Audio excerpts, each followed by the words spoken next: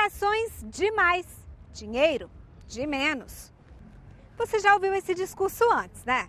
A frase que não sai da boca de prefeitos e governadores também é muito comum entre os vereadores.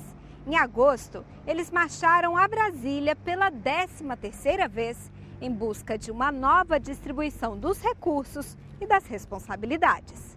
Antes do trabalho, um momento de descontração. A gente sempre procura guardar no nosso dia a dia as lembranças, mas nada melhor que o que está documentado no papel. Essa foto lá no sul vai mostrar que nós estamos representando o Rio Grande do Sul.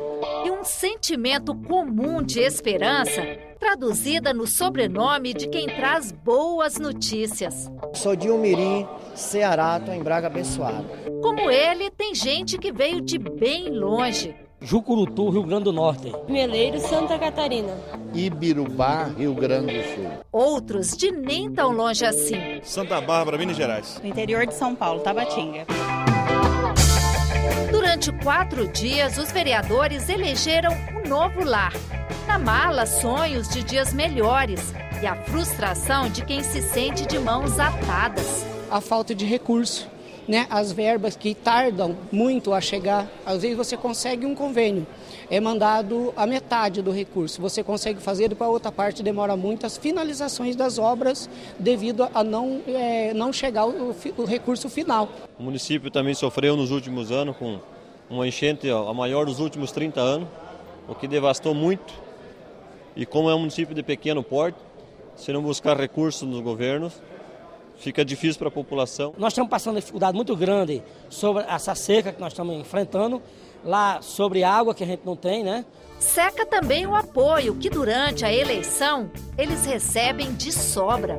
A gente sempre faz a campanha, só que depois, quando o município precisa, eles simplesmente, um dia eles estão nos gabinetes, outro dia eles não podem receber, então é difícil. Então eu acho que tem que ser valorizado o vereador na época que os deputados e os senadores precisam e depois, quando eles foram eleitos, sim. Quando a gente faz uma ligação para um deputado, muitas vezes ele nem atende gente. Mas quem elege deputado, quem elege prefeito, quem elege vereador, quem elege senador, deputado estadual, federal, sempre é o vereador. Queremos o Pacto Federativo! Queremos o Pacto Federativo! Como em um coro, quando vozes diferentes se unem para formar o mesmo som, eles clamaram por um novo pacto federativo. Um pacto em que o municipalismo seja o regente. Seguindo o caminho já trilhado por governadores e prefeitos de todo o país, os vereadores vieram ao Congresso Nacional pedir uma distribuição mais justa da receita tributária e das responsabilidades. Cada vez as demandas para os municípios são maiores. Vou exemplificar, a área de saúde está municipalizada, a educação e mais recentemente a segurança. E os recursos diminuindo cada vez mais. De cada R$100 arrecadado, vem para Brasília 100, volta 23 para o Estado e R$13 para os municípios. E daí eu volto a dizer, quem cuida da estrada, da rua, da iluminação, da escola, do posto de saúde, quem que faz isso? A União tem que fazer a sua parte, porque do jeito que está, não pode continuar. Os municípios estão falidos, estão quebrados. Se os estados estão, que são os primos remediados, estão quebrados, se a União está quebrada, imagine o que acontece com os municípios. Essa distribuição de recursos que nós temos no país, ela é injusta, porque as pessoas estão cada vez mais sentindo falta do poder público e os municípios não conseguindo dar, e somente com obrigações e sem recursos. E nós não poderíamos, de maneira alguma, não nos manifestar, não vir a Brasília, não chamar os vereadores para também dar contribuição a essa proposta que está sendo discutida aqui no Congresso Nacional. Mais do que defender temas importantes como reforma política e Lei Candir, a marcha foi antes uma defesa do papel e da missão do vereador. É lá nas câmaras de vereadores que nós mudamos a vida das pessoas. As nossas votações nos plenários, as nossas defesas, as nossas manifestações, elas ajudam as pessoas. E esse é o objetivo dessa marcha, esse é o objetivo do fortalecimento não só do municipalismo, mas do poder legislativo municipal. Os vereadores são uma peça importantíssima da democracia e, acima de tudo, da representação da cidadania brasileira.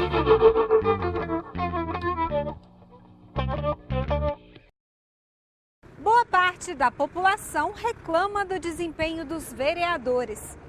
Mas os vereadores também dizem que muitos eleitores não acompanham a atuação da Câmara Municipal. A gente conversou sobre isso com um especialista no assunto.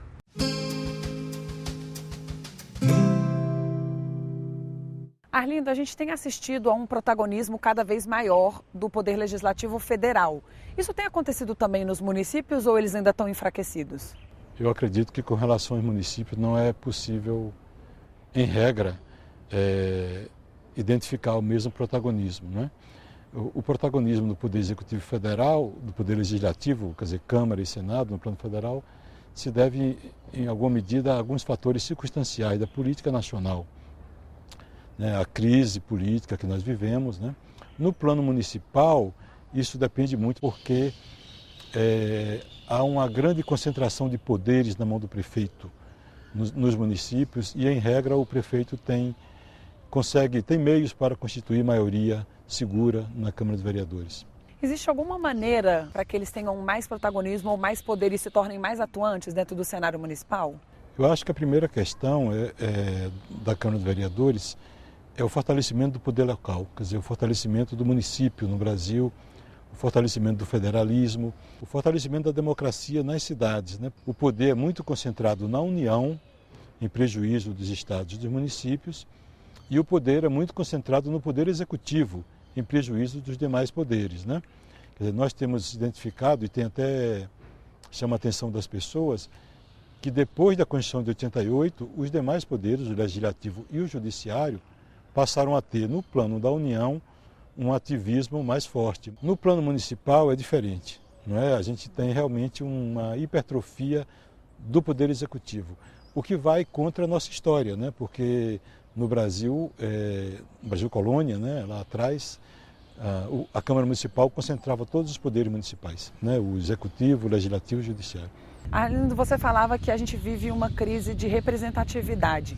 Isso tem impactado muito o Legislativo Municipal? Primeiro porque há uma crise de representação que é universal, mas no caso do Brasil de hoje, quando a gente fala da representatividade das casas legislativas e do Executivo, o procedimento eleitoral pesa. Porque, por exemplo, metade dos eleitores, ou quase isso, votaram no candidato a prefeito, votaram no candidato a governador, votaram no candidato a presidente. Então você tem uma parcela significativa do eleitorado que se identifica com o chefe do Executivo. É mais complicada a crise de representação com relação ao Legislativo do que a relação ao Executivo devido ao sistema eleitoral. Mas também há um outro fator, é que o Executivo ele tem os meios para realizar políticas públicas. É o prefeito que tem, é o governador, é o presidente. Ele que faz as coisas que são do interesse das comunidades, da sociedade e tal. O papel do Legislativo também é um papel mais complexo, né? Tem aquela coisa de ser o fórum de debate, de ser o fórum da legislação, o fórum da fiscalização, e isso no município talvez seja mais grave, porque muitas câmaras de vereadores não têm uma estrutura, não têm uma qualificação, não têm uma expertise com relação às suas próprias funções. Um outro ponto que as pessoas falam muito é a falta de qualificação dos candidatos a vereador e dos vereadores, né? Isso acaba tendo um impacto na gestão da coisa pública, né? Às vezes as câmaras de vereadores, além eventualmente do vereador ser inexperiente, a Câmara em si ela não tem uma estrutura que permita dar ao representante popular as condições para que ele exerça seu mandato da melhor maneira possível, né? Tem também o lado do eleitor, que muitas vezes não conhece exatamente o que faz um vereador, né? O vereador promete que vai asfaltar uma rua e a pessoa acha que é a função do vereador, né? O eleitor, às vezes, espera da Casa Legislativa que ela realize tarefas que não são dela, né? Que, na verdade, devem ser cobradas do prefeito, como isso, asfaltar, limpeza, etc., né? E talvez por isso ganhou importância na vida legislativa do Brasil as chamadas emendas parlamentares. No caso da Câmara de Vereadores, a lei orçamentária do município, emendá-la para colocar recursos para que sejam realizadas obras dessa natureza, né? Permitindo uma identificação maior entre o eleitor e seu representante. Mas, na verdade, isso é uma disfunção do funcionamento da Casa Legislativa, porque o seu papel, a gente sabe, é ser um órgão, um fórum de debates, né? ser uma casa de elaboração de normas e ser um instrumento da fiscalização do Poder Executivo.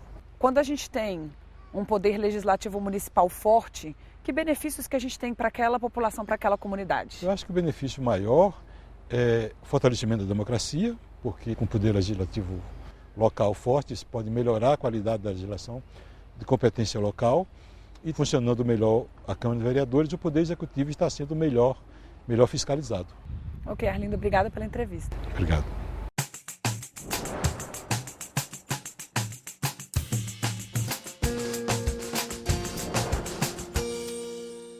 Blumenau sempre foi pioneira.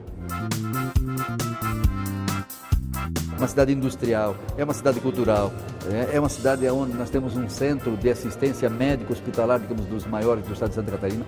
Nós temos hoje, digamos, uma tradição forte em transplantes de órgãos. Nós somos importantes pelo parque industrial que a cidade tem. A primeira telefônica de Santa Catarina aconteceu na cidade de Blumenau. A primeira central de energia elétrica aconteceu na cidade de Blumenau. Ou seja, Blumenau sempre foi muito vanguardista, muito pioneira, fruto da nossa colonização germânica e que hoje, digamos, já tem, digamos, bastante outras etnias, especialmente, digamos, a italiana. Por isso nós temos, além da Oktoberfest, que é uma festa de tradição germânica, nós temos também, digamos, uma festa Itália, que é exatamente em função do contingente de descendentes de italianos que residem na cidade de Blumenau. Sou Dalírio Weber, senador pelo PSDB de Santa Catarina e resido na cidade de Blumenau. Ajude a gente a fazer um Município Brasil. Diga aí o que você acha do programa e o que gostaria de ver aqui. Nosso e-mail é tv@senado.leg.br. E quer ver o seu município no quadro Sou Daqui? Tem aperreio não. Fale com a gente por e-mail, pelo Instagram ou pelo Facebook. Não esqueça a hashtag Sou Daqui. Lembra do jogo da velha? É aquele símbolo lá. Manda aí que a gente atende. O salário de um servidor, o contrato da empresa que recolhe o lixo, o andamento de uma obra da prefeitura. O cidadão tem o direito de se informar. No próximo encontro, a gente vai falar sobre transparência nos municípios. E o programa de hoje está lá na internet. Anote aí, senado.leg.br/TV e youtube.com/TV Senado. E você também pode entrar em contato com a gente pelo WhatsApp. Nosso número é DDD 61 99661616. A gente se vê no próximo Município Brasil. We'll be right back.